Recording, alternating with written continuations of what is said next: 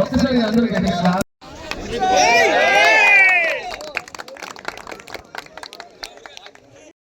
Six కొడతారు ఇప్పుడు.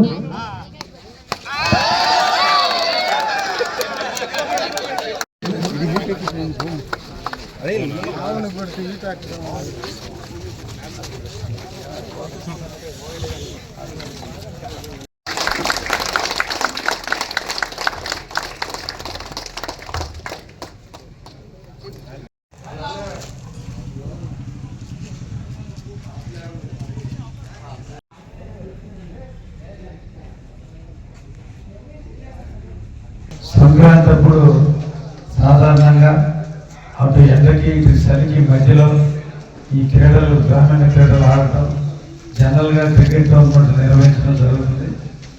కానీ అల్లూరులో మంచి ఎండలో పిల్లలు ఈరోజు గేముల మీద ఉన్నటువంటి ఉత్సాహం, క్రికెట్ ఆడాలన్నటువంటి తలంపు, మంచి ఎండలో ఈ టోర్నమెంట్ నిర్వహిస్తున్నారు.